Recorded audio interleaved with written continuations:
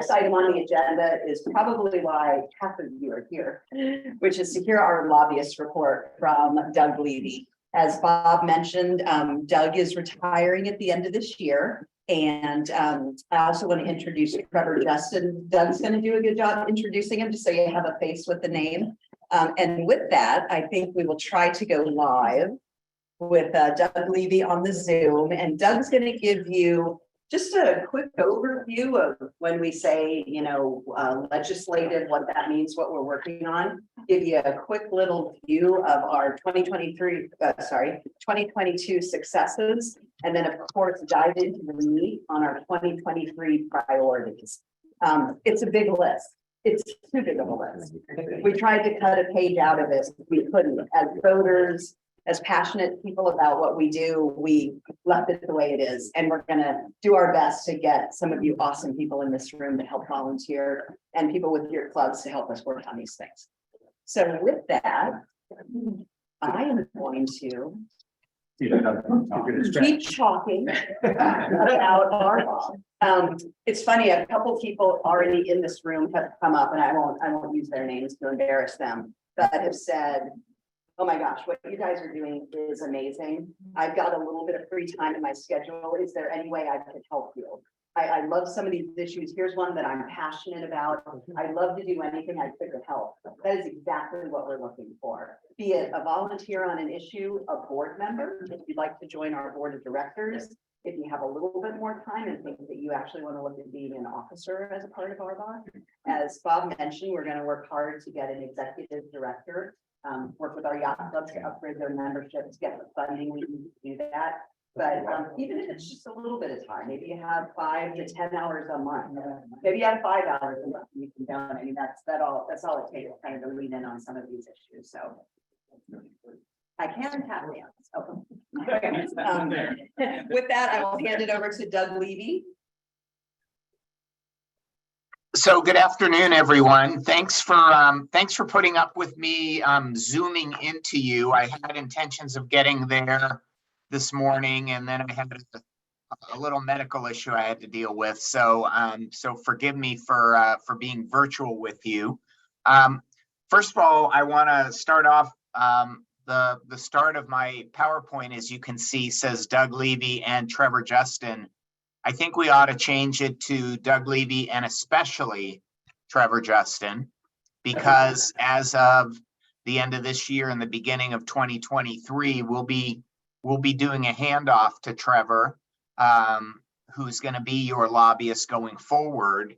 And I want to tell you a little bit about Trevor, and then have him do his own in the room addition to that.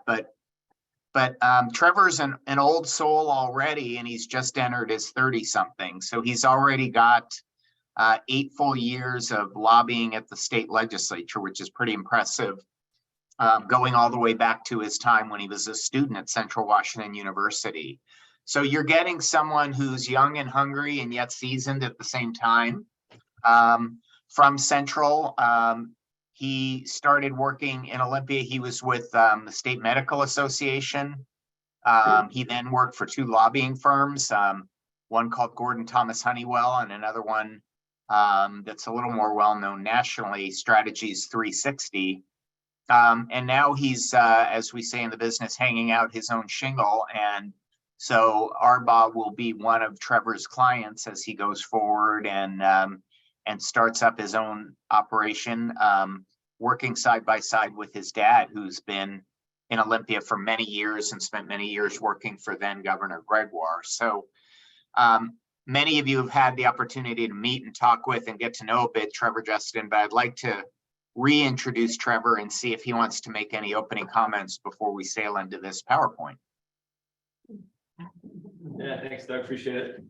Good to see you all here in the room and on Zoom as well. Looking forward to working with you all. As Doug said, you know, he's put in his time, I think 35 years, Doug, or something like that. So he deserves his much deserved time to kind of step away and do some other things. So looking forward to working with you all and filling his big shoes. I know they're big shoes to fill. I know he's done a great job representing you all, and I know you guys are all near and dear to his heart. He's had a lot of clients over the years, and he's really spoke highly of you and really enjoyed representing you. So looking forward to carrying on the torch and representing you as well. And I'm a really results-driven guy.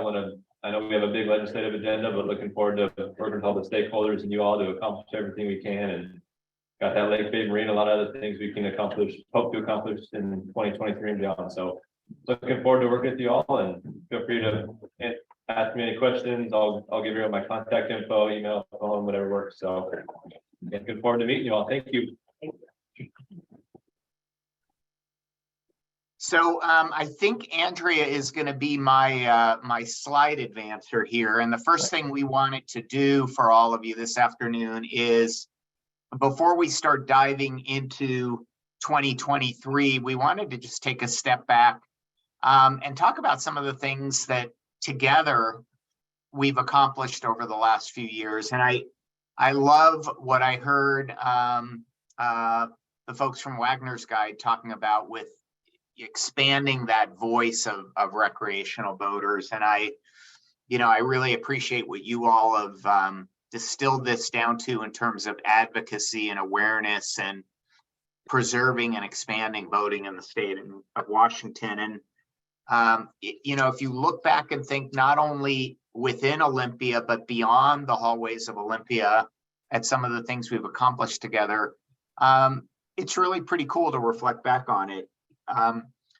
First of all, Trevor just mentioned Lake Bay, and of course, we talk about that as something we worked on in the legislature, and we did a little bit, but so much of that was outside the legislature. And it's only been a year since we got that acquisition finalized and partnered up with the Department of Natural Resources. And, you just heard this whole conversation about the need to create more space and capacity for boaters. And Lake Bay is a key part of all that. So that's obviously one accomplishment we're really proud of. But there are a whole number of them. If you think about what happened on Lake Union this summer, and Andrea kind of spearheaded that whole Mind the Zone campaign that we took on. But that was a phenomenally successful campaign. There were no incidents on Lake Union. There were no aborted seaplane flights. There were no tragedies. There were a lot of people who picked up on the Mind the Zone tagline on social media. A lot of people who went into rental shops and got on paddle boards and began to understand that Lake Union was this crowded yet amazing place right in the central part of Seattle, where a lot of different waterway users needed to coexist safely. So that work is your work as the Recreational Boating Association of Washington. We're going to hear from Peter Herzog at State Parks, and we talked about, again, this need for adding capacity. We've worked with State Parks over the last few years to ensure the repair of hundreds of buoys that were out of commission. So lots more to do in that area, but I think you'll hear some really cool figures from State Parks about bringing a lot of buoys back onto the water and back into use. The Seattle Harbor Patrol, a few years ago, if we were talking about the Seattle Harbor Patrol, we would have been talking about the threat to its very existence, right? I mean, you may remember that there were calls for Seattle Harbor Patrol after decades and decades of existence to be just absorbed into the Seattle Fire Department. There were layoffs. There was a lot of jeopardy of what was going to happen to Harbor Patrol. And we helped build a coalition that's helped preserve the Harbor Patrol, stop the bleeding in terms of FTEs going away.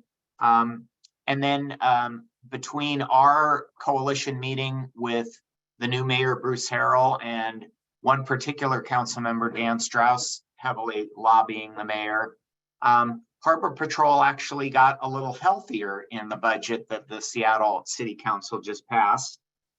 There was an additional $250,000 allocated for the Seattle Harbor Patrol, 100,000 of that to go for them to maintain and upkeep their vessels, and 150,000 for emphasis and overtime patrols. And it's estimated that's going to buy 1,596 hours of added patrols.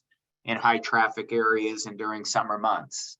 So that's pretty great stuff if you think back to where we were a few years ago.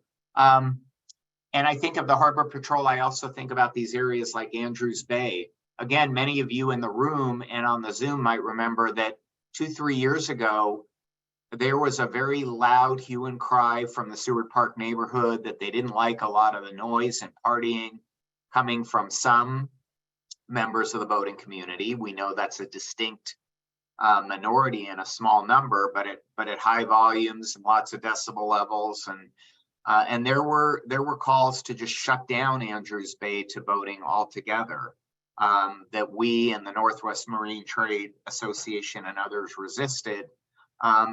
And we've now spent a couple of summers doing what we've called ambassador work in Andrews Bay and talking about respectful play in the Bay so we can stay in the Bay. And we forged a really good relationship with the city of Seattle as a result. And I wouldn't sit here today and say that, you know, some of the threats to the future of boating on Andrews Bay are completely gone, but I think they've dissipated. And I think that overtime emphasis work that the Harbor Patrol did on Andrews Bay has been very helpful to the cause. Another thing I wanted to point out, and we'll talk about this a little bit when we get into our upcoming year's agenda, but we have spent a lot of time on the watercraft excise tax, not just fighting against any proposals to expand it, but really working to even overhaul the way that the Department of Revenue does what they call their depreciation schedule for valuing vessels and coming up with a number that drives your annual watercraft excise tax. And I want to really call out a huge note of thanks here for Lloyd Walker, who's done a particularly large amount of work on this issue. But we've now succeeded in getting a table set up with higher ups at the Department of Revenue, so we can talk about hopefully a mutually agreeable system of doing that work smarter and better and fairer for boaters in the future. Another thing that I would like to note is that I think our relationship with the Department of Natural Resources is the best that it has been in many, many years. And I give Bob Wise and Steve Finney and Andrea and so many of you so much credit for that. Wayne Gillum is another one who's put a ton of time in on the relationship with DNR. But several years back at this time, we were talking a lot about how we wanted DNR to recognize the fact that those who lease their aquatic lands and need to do renewals of leases sometimes need longer term financing arrangements. Well, DNR has shared with us data that of their last 22 lease renewals, fully a third of those are allowing for 30-year financing terms. That was unheard of a few years ago. So again, a lot to celebrate here. On the other side of the state, I think we haven't had the issue of the Lower Snake River Dam removal go away, but I think we put it on a healthy pause button, and that's not an RBAW victory per se, but it's us working in tandem with many others to call out the negative impacts of just shutting down for Lower Snake River dams. So the advocacy and awareness and preserve and expand work we do, I think is really important. And I think we just want all of you to know that this stuff matters, and your partnership with us and your enabling of us to do this work and help you orchestrate it all really does move the needle forward. So next slide.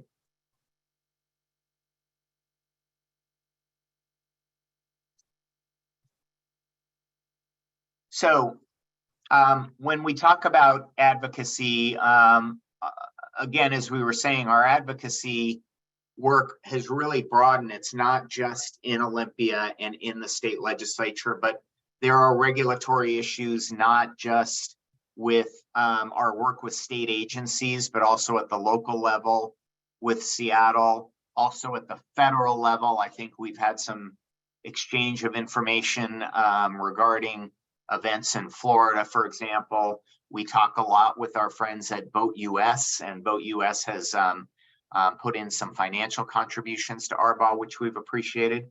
And then we've built a lot of stakeholder partnerships and coalitions. I think about the Washington Retail Federation, which sees a real value to its industry sector from boating. Of course, the Northwest Marine Trade Association, the folks who bring you the Wagner's Guide, public ports who are starting to look at the opportunities to partner with and contribute to RBAW.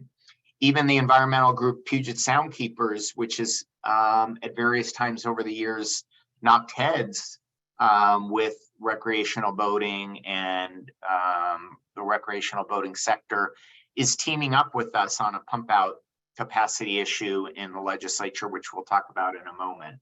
So that work to just broaden our base, increase the volume of our collective voice is really important, and we've really tried to put energy into that on a lot of levels. Next slide, please.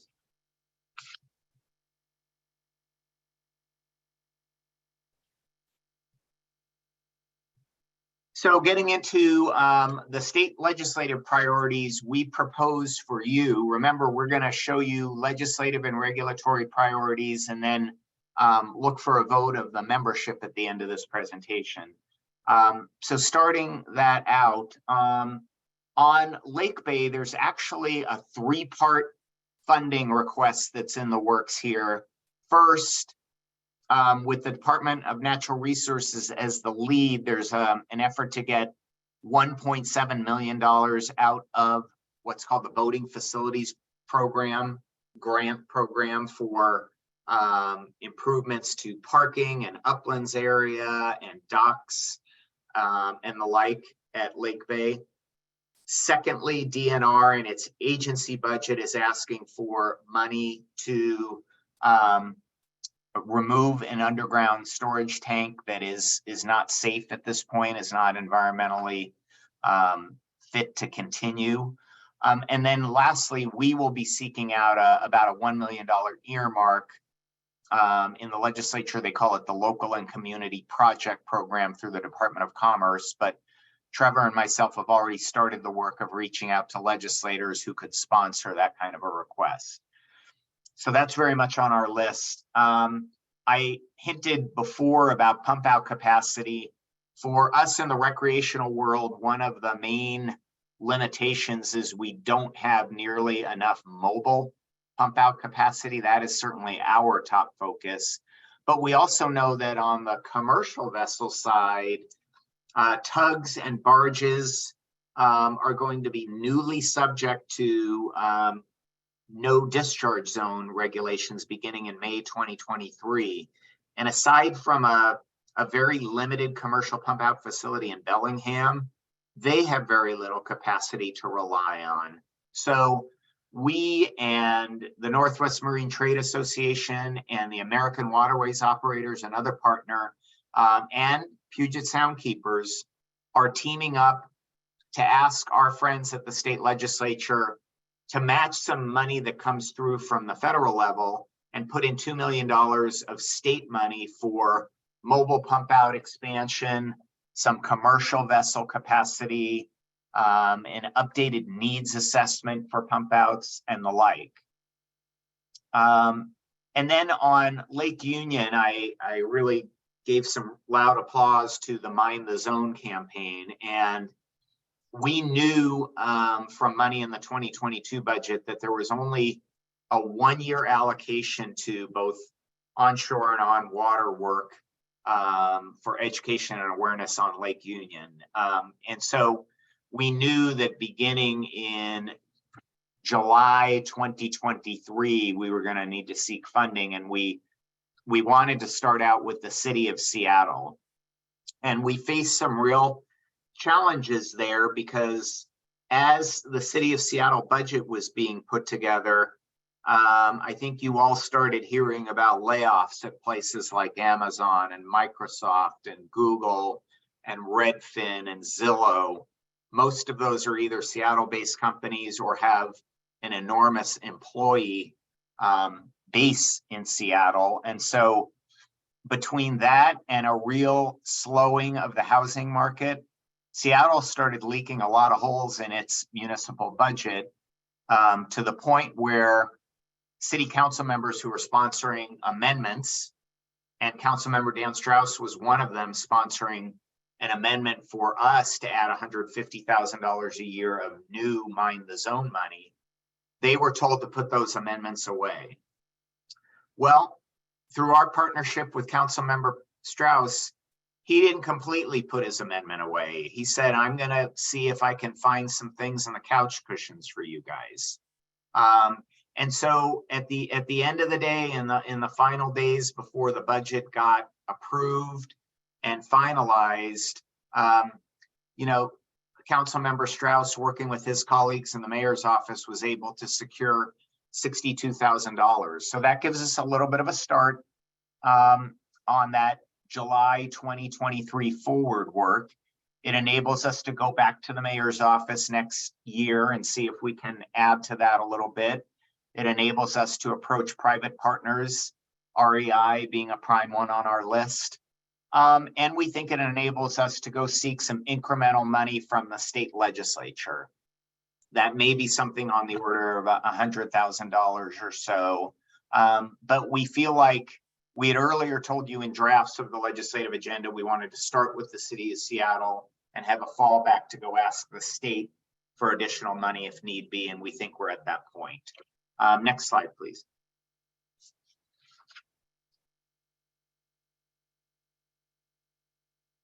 Another item that's very high on our list, it will be a Department of Natural Resources request bill, but we've had several conversations with DNR and we'll have more.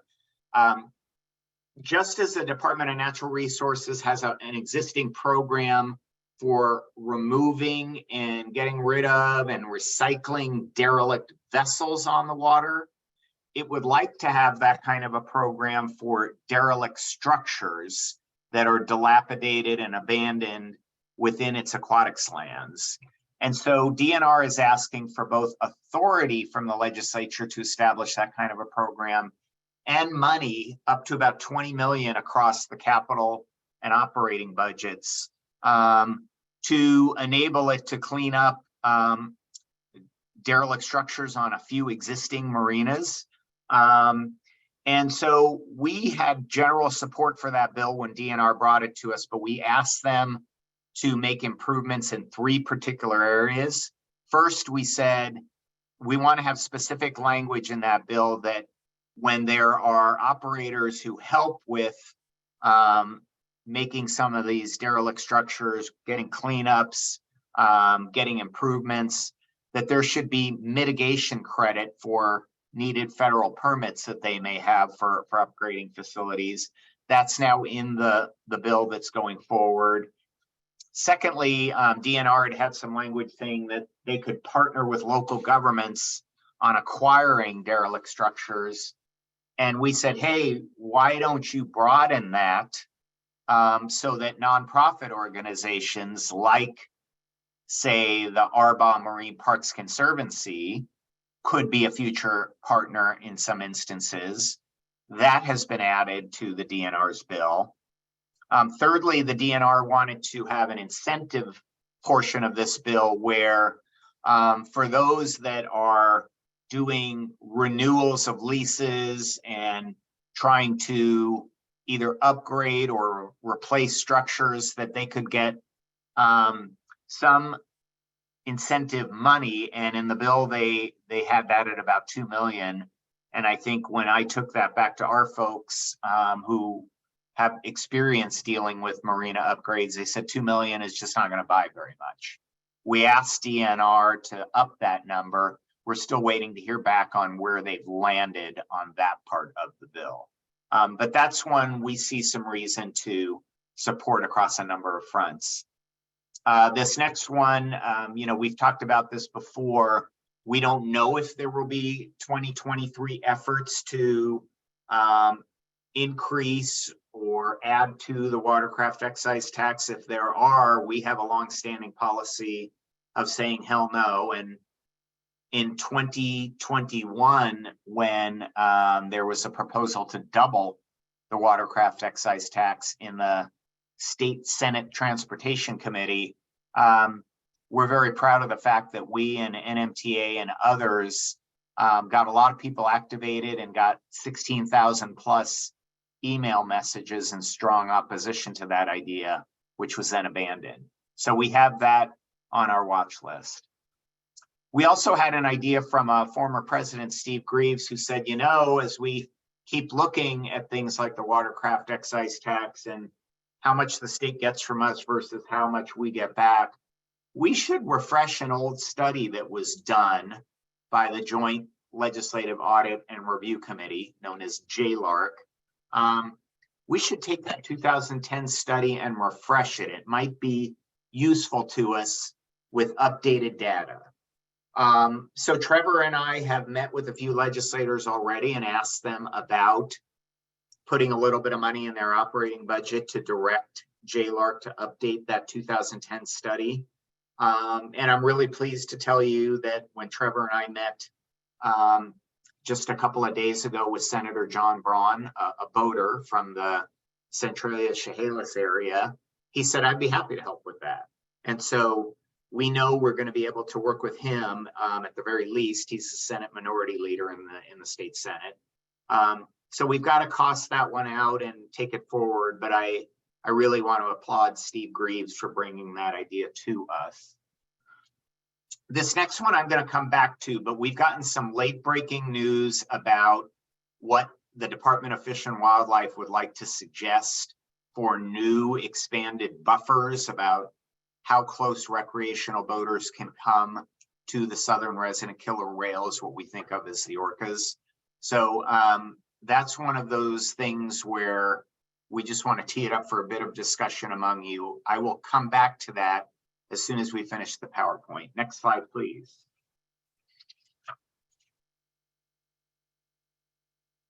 So now moving from the legislative to things like the regulatory world and agency to agency work and the like. I mentioned earlier that we've been dealing with annual updates now of the watercraft excise tax depreciation schedule from the Department of Revenue. They've now done a couple of these, and we've worked to get a fairer schedule for boaters on how much value a boat holds from year to year after it's been purchased. And I think we've had good success with Department of Revenue on boats purchased, like, let's say in the last 10 years. Where we think they're very much off kilter, however, is with older vessels purchased, say 14, 15, or even more years ago. We feel like the Department of Revenue is holding an unnecessarily high value for those, and that's resulting in higher than what we feel is equitable in terms of the assessment you all get each year on your watercraft excise tax. So we debated that one a little bit among the RBAW Legislative Committee and with the board officers, and we kind of came to the conclusion that maybe before we ran to the legislature and said, hey, this is wrong, fix it, it might help us to get in a room with Department of Revenue and see if we could find mutually agreeable ways to fix it. We have Department of Revenue interested in doing that. We have meetings that are going to start literally this coming Tuesday. And so we have, as an RBAW action, fighting for a fairer schedule and starting that through these high-level meetings with DOR. We've also had an ongoing work item, pretty much as long as I've represented you all, that while we're very supportive of the derelict vessel removal program, we want to make sure that a couple key things it's doing is adding to the vessel turn-in program, because that's a program under which folks can turn in vessels to DNR before they sink. We've had good success adding to the funding for what's called the VTIP. And we also have wanted to have a much better system for ensuring DNR responds to the need to remove vessels not just from public lands, but also from non-public lands.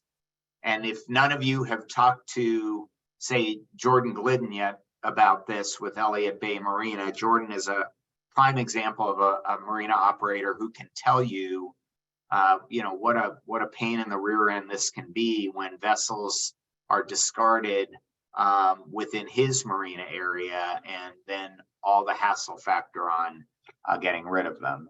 So I would say that DNR has made a lot of strides. We worked with them on a very successful bill last session to add money to the derelict vessel removal program. Our president, Bob Wise, and myself had a lengthy and really productive meeting with the Lands Commissioner, Hillary Franz, right before the Thanksgiving holiday. And so I think there's more work to come here, but we want to continue to make that a focus. And then, as you all know, in the last several years, we've had a lot of work we've done on trying to unlock some of the gridlock at the federal level with the National Marine Fisheries Service and other permits needed for those who operate marinas, who operate ports, who need to do upgrades or replacement of materials. And, there has now been a new programmatic federal permit process created that may be adding some certainty, but it's probably also going to add some cost. And that's one of the reasons within the derelict structures bill, we had a very explicit request that part of that bill point to mitigation credits. And we're pleased to see that in the derelict structure bill at this point. Next slide, please.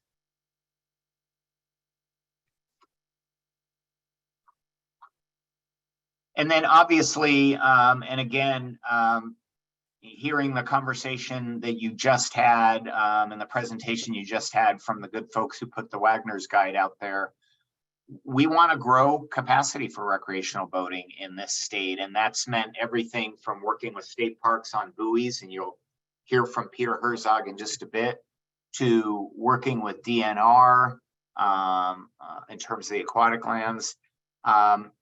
We want to have as many ideas out there as we can about how to repair mooring buoys, add them.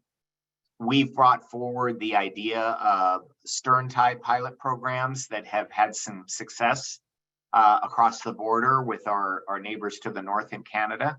And so we have that as an action item to continue to look at ways to grow capacity here in the state of Washington, so that people who love being out there on the water can have more ways and more opportunities to do it. And I talked earlier about DNR and the aquatic lands lease processes. We continue to want to hold regular quarterly meetings and problem solve some of these issues with DNR, and keep looking for ways to expedite and simplify the process for establishing leases and then renewing leases on aquatic lands. And then our friends at the Olympia Yacht Club, to the south of where you're sitting today, are in the midst of what'll be a several years long running dialogue around how to manage Capitol Lake out into the future. There are a lot of forces within the city of Olympia that want to take what is now areas like Percival Landing and the Port of Olympia and the physical location of the Olympia Yacht Club and turn all that into an estuary. And that may well happen, but it's going to take a lot of years and a lot of money. And the folks at the Olympia Yacht Club want to make sure that if those things go forward, they're held harmless in the process. In the name of assisting our members, we've felt like that is a really important item for us to offer our hand and our help on. And so we've flagged that as another action item going forward. Next slide, please.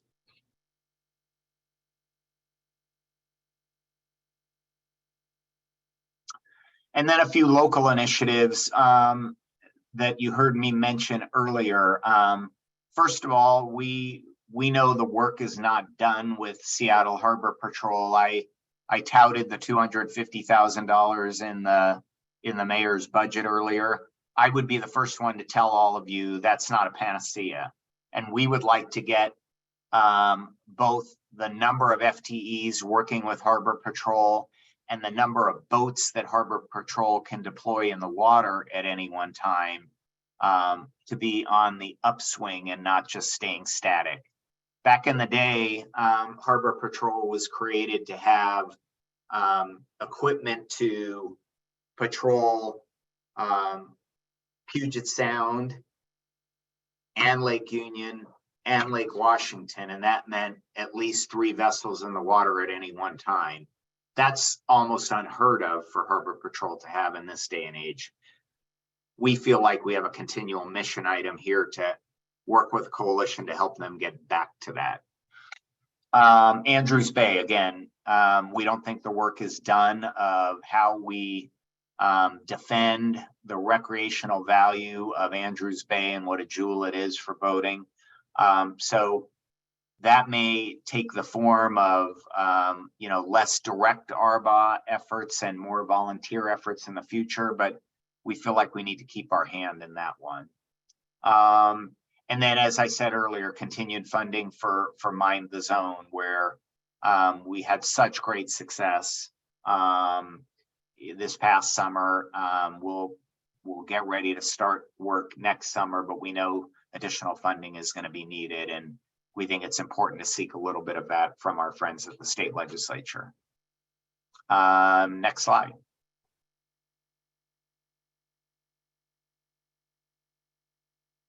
So we are going to ask for the membership to take a vote on and improve this 2023 legislative and regulatory priority list. A couple things I want to say, and then I want to go back to the fish and wildlife item. One is that just because you are approving this list doesn't mean you can't react to or address other items that come up. In fact, I would say it is almost unheard of for a legislative session to go exactly the way you think it will and have the issues that come up be only the ones that you flagged a month or two ahead of time. There are always going to be issues that arise that you need to react to. So I want you all to feel comfortable that approving a priority list doesn't mean you're not going to have some flexibility and ability to be nimble and address other issues. And in that vein, I would say very much hot off the press, just in the last few days, we have heard that Fish and Wildlife wants to take the current 400-yard distance requirement for vessels to stay clear of the southern resident killer whales and increase that up to 1/2 mile. For those that may not remember, about 4 years ago, we and the whale watching organizations and NMTA and others had a very long drawn out negotiation that led to some of the distance requirements in the current state law, created some go slow provisions in the law when you were coming upon areas frequented by the killer whales, and took some other steps. So that was hard fought. Issues evolve. What we wanted to maybe kick off some discussion on is we would like to know how this membership, i.e. all of you, feels about the 1/2 mile zone that is being suggested by Department of Fish and Wildlife. Steve Finney is on a subcommittee that is heard directly from DFW, and it might be good for Steve to add a few words here, but Steve has let us know this wouldn't necessarily be for all varieties of whales, but it would be an increased distance requirement for the southern resident killer whales. So I would like to pause. I want to see if Trevor has anything to add or if Steve does, and then Andrea and Trevor and others, I apologize, I haven't kept up with the chat, so if there are questions there, I'm happy to answer those as well. And I can add a few words to that, because I've been talking with them just recently. You're probably gonna have to speak louder or come up here, probably I can hear you. Maybe just like 1 minute. Go really, really over. Yeah.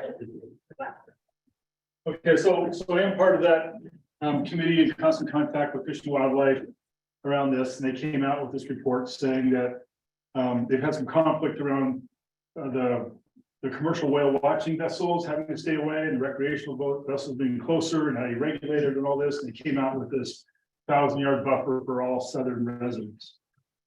And I said, I have no idea if it's a southern resident or a transient. How am I supposed to know this? And it turns out that there is some data that's collected on where these things are once they pass Puget Sound, Port Angeles. But there's all these watch groups. I'm saying you're taking away our ability to transit the area. You need to give us something back. That something back is the access to that data of where these resident whales are. So we know how to stay away. Expecting us to a half mile is probably clear across that bay over there, right? There's no way we can understand where this is and how we're going to manage that. So anyway, I'm very active in that. I'll probably stay active in that going forward as we try to figure this out.